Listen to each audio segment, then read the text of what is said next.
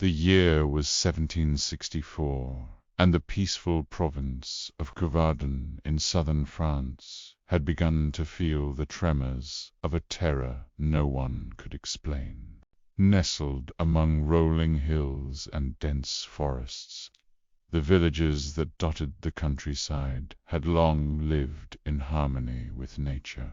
Their lives simple and predictable, but that tranquility shattered when whispers began to spread.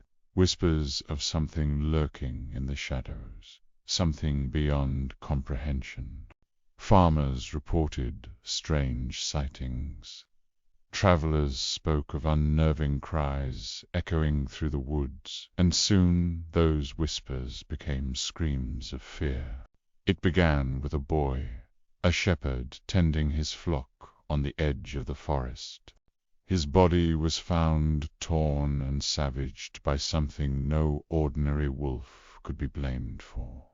The attack was brutal, almost deliberate, as though whatever beast roamed the land had a hunger not just for flesh, but for fear itself.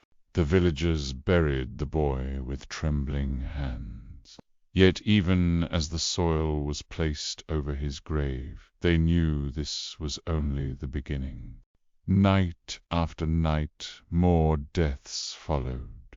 Women gathering firewood were found mutilated. Children disappeared without trace, leaving only torn scraps of clothing. Men who went to hunt the beast often failed to return.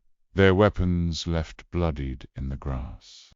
The killings did not follow reason. The creature struck wherever it pleased, in broad daylight or under the cloak of night, leaving behind a trail of horror that grew by the day.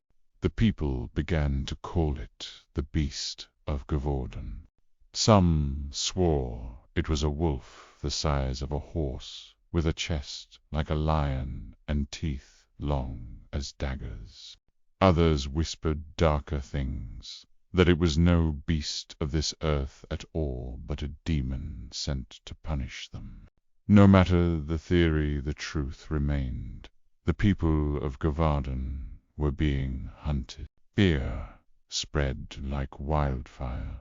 Families barred their doors. Windows were shuttered long before sunset, and the roads that once carried traders and pilgrims fell silent. Even the church bells seemed to toll with dread. A boy's funeral was followed by another, and then another, until grief became part of daily life. Yet for all the mourning there was little justice. Muskets fired into the dark forest brought no relief, and traps laid by hunters sat untouched, as if the beast laughed at their feeble attempts. It was during this rising tide of terror that the king's soldiers arrived, sent to restore order and hunt down the monster. The villagers prayed that armed men might succeed where they had failed, but when the beast struck again, claiming yet another victim within sight of the soldiers, hope dimmed to despair. The Beast of Gévaudan had made itself known, and it was clear this would not be an easy battle. The villagers could only wait, hearts pounding, knowing their turn might come at any moment.